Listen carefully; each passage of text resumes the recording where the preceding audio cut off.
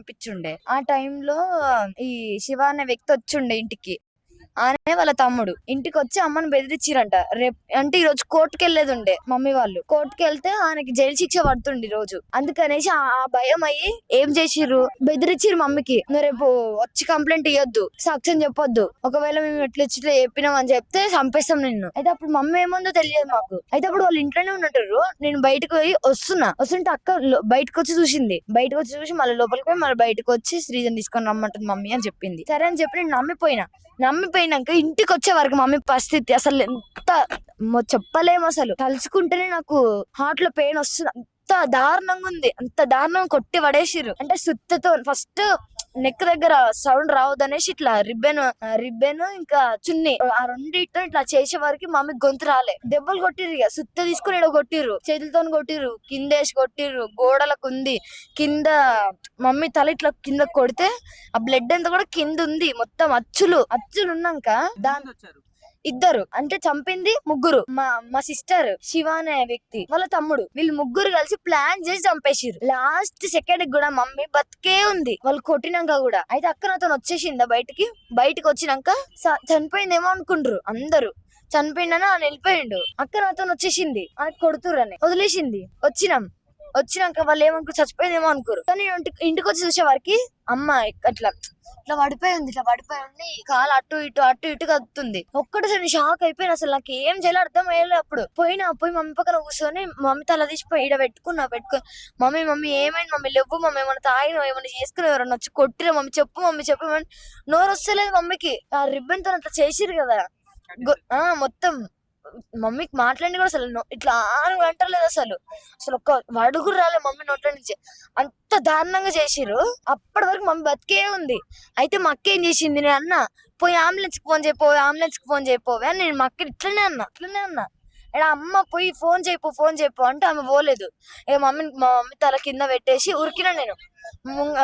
ఎదురుగా ఒక ఆమె ఉంటది, ఒక అక్క వాళ్ళ దగ్గరికి వెళ్ళి వాళ్ళ పాపని అడిగిన. వాళ్ళ పాపని ఏమన్నా మీ మమ్మీ ఫోన్ ఉందా అంటే మమ్మీ లేదక్క బయటకు వెళ్ళింది అని చెప్పింది. పక్కన ఇంకొక ఆంటీ వాళ్ళు ఉంటారు తెలిసిన వాళ్ళు.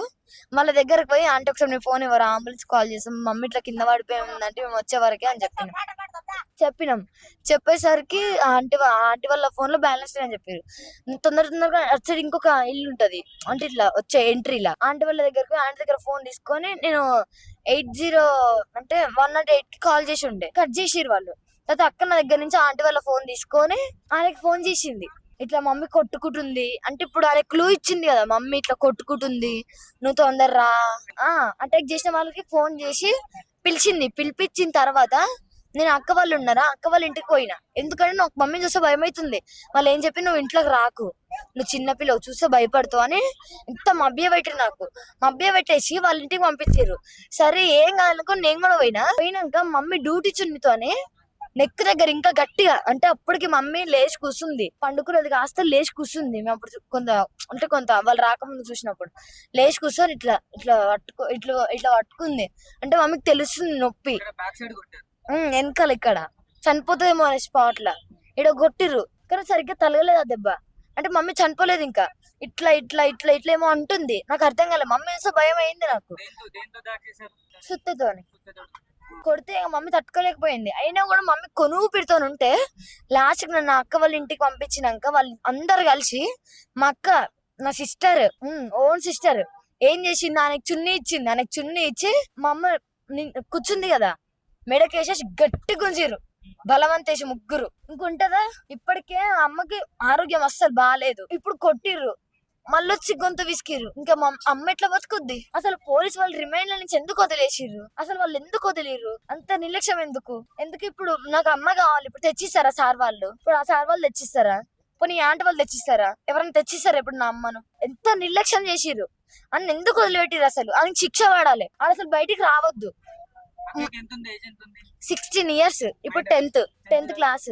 ఇప్పుడు 10th ఇంకా కంప్లీట్ కాదు. ఇప్పుడే 9th కంప్లీట్ 10th లోకి వెళ్ళింది. ఆమె ఈ ఏజ్ లో ఉన్నప్పుడే ఇంత చేసిందంటే ఆయన ఎంత ప్రిపేర్డ్ గా మమ్మీని ఎంత కొట్టి ఇట్లా చంపేసిందంటే ఆయన ఇంకెంత మందిని చంపుంటాడు వాళ్ళ ఊర్లో. ఎన్ని కేసులు ఉంటాయి ఆయన పైన. అంటే వాళ్ళ ఫ్యామిలీ మొత్తం గలీజ్ ఫ్యామిలీ. వాళ్ళు వచ్చి మా అమ్మని కొట్టి నా ముందే వచ్చి నాతో ఎంత మాట్లాడారు. మీ మమ్మీకి ఏం కాదు, మేము చూసుకుంటాం మీ మమ్మీని మా మమ్మీకి ఏం కాదు. మాది తెలుసు తెలుసు. మమ్మీ ఏమని అన్నామంటే వెళ్ళిపోతుంది, నిందలేస్తుంది మనుషుల పైన ఏమనక ముందుకే. అట్లనే మమ్మీ లైట్ తీసుకుంది, నువ్వు ఏమన్నా చేసుకోవాలి కానీ నా పరువు మాత్రం తీయకు అని చెప్పింది. అయినా కూడా ఇన్లేదు, తీసింది. మొన్న పోయింది, చూసే రోజు వెళ్ళిపోయింది. మొన్న తెచ్చినప్పుడు వీళ్ళు ప్లాన్ వేసుకున్నారు ఇట్లా చంపేద్దాం అనేసి. అంటే చంపేసి ఇప్పుడు అడ్డుండదు కదా వాళ్ళకి, వాళ్ళు మ్యారేజ్ చేసుకుంటారు, అయిపోయి వాళ్ళు వెళ్ళిపోతారు.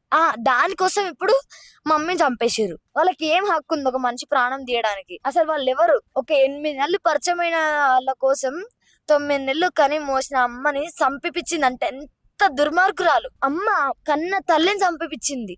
నేను పోయి మాట్లాడినా, ఫోన్ తీసుకొచ్చినాక.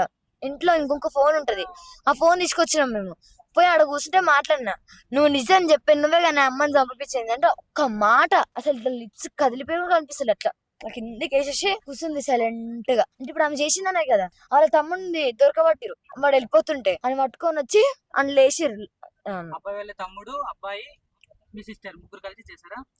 అయితే వాళ్ళ తమ్ముడు దొరికి వాళ్ళని తీసుకొచ్చి ఫస్ట్ కొట్టిర్రు. సార్ వాళ్ళు కొట్టిర్రు, అంటే దాంతో రబ్బర్ దాంతో కొట్టిర్రు. కొట్టిన తర్వాత ఏం చేసిర్రు స్టేషన్ లో రాత్రి. We live good.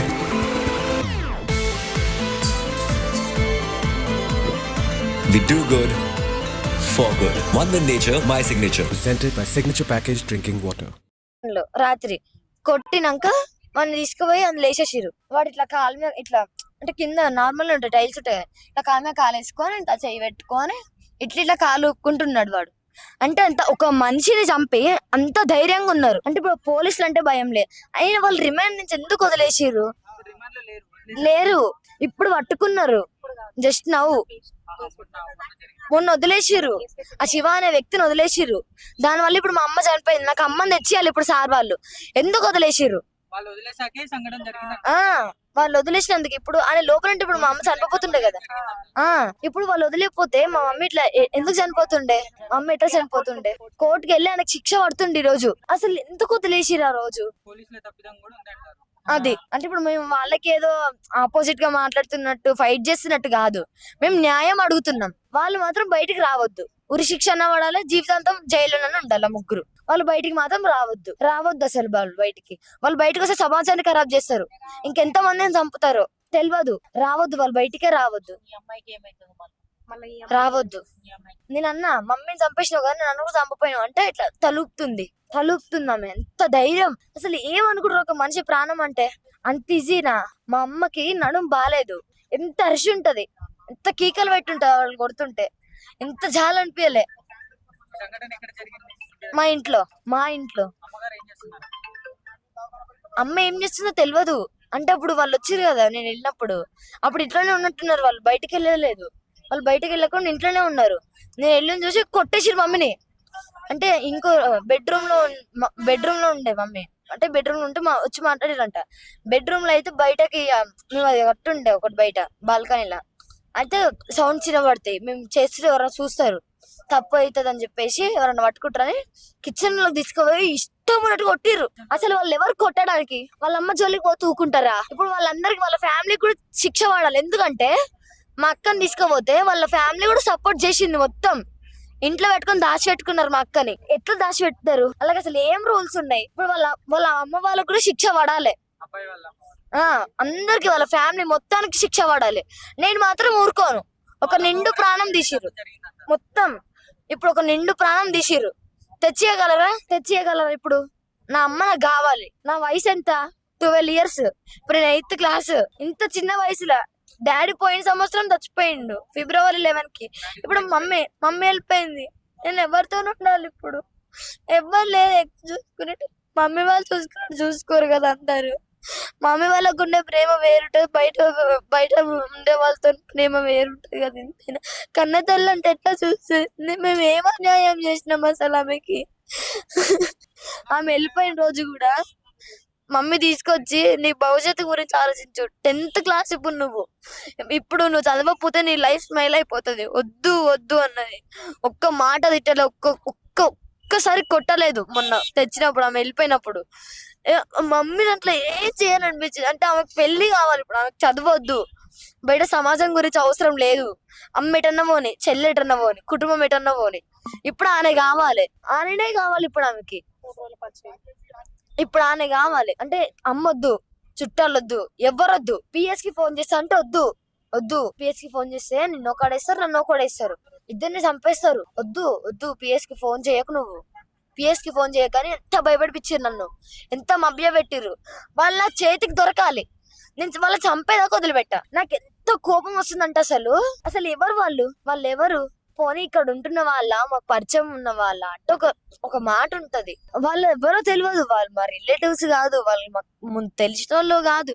అసలు వాడు ఎవడో కూడా మధ్యలో ఒక్క ఖాళీ ఇన్స్టాలో రజకులం అనే స్టోరీ పెట్టుకున్నందుకు ఇవ్వ పడిపోయింది దానికి. అంటే సాకలోళ్ళు వీళ్ళు, రజక దీనికి దానికి అంటే ఇప్పుడు వాళ్ళు సాకలోడు, వీళ్ళు సాకలోడు అని పడిపోయింది. అసలు 10th చదువుదామని కానీ ఏమన్నా గోల్స్ కానీ లేవు ఆమెకి. ఆమెకున్నది ఒకటే గోల్, ఆమె పెళ్లి చేసుకొని అన్నతో పోవాలి. ఇది అమ్మడ తనలాడుతుంటే కూడా ఏమంటుంది, ఇప్పుడు నువ్వు ఒకవేళ మమ్మీకి ఏదైనా జరిగింది అనుకో, నువ్వు పెద్దమ్మ వాళ్ళ దగ్గర ఉంటావా, పోలీసు వాళ్ళ ద్వారా హాస్టల్లో ఉంటావా? ఇప్పుడు పోలీసు వాళ్ళ దగ్గరకు పోయినాం అనుకో, మనల్ని చంపేస్తారు, మనల్ని ఉంచరు, మనల్ని ఏమైనా చేసి చంపేస్తారు అందరూ.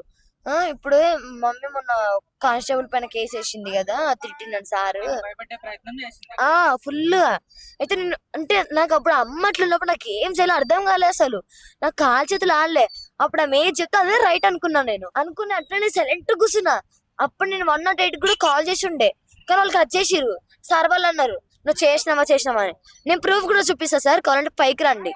పైన వాళ్ళు ఫోన్ అనేసి చేసిన అని కాలేజ్ తీసి ఎమర్జెన్సీ కావాలని దాన్ని ఓపెన్ చేసి చూపిస్తే వాళ్ళు కాల్ కట్ చేసినట్టు కూడా చూపించింది. ఇప్పుడు 108 ఫోన్ చేస్తే కట్ చేసిర్రు. సరే దేని గురించి అనుకున్నాం, వాళ్ళు అసలు రిమైండ్ నుంచి ఎందుకు వదిలేరు, ఏం అవసరం ఉంది అని. మొన్న ఎమ్మెల్యేనా సీఎమా అంత పనులు ఉన్నాయా బయట అన్నకి? అంటే సంథింగ్ ఏదో జరిగింది పిఎస్ లో, ఆ రోజు జరిగితేనే ఆయన వదిలేసారు, లేకపోతే ఎందుకు వదిలేస్తారు? అసలు ఆయన వదిలేయడానికి ఎవరు, ఎంత కష్టపడి పట్టుకొచ్చినాం వాళ్ళని, ఎట్లా వదిలేస్తారు? అంతే.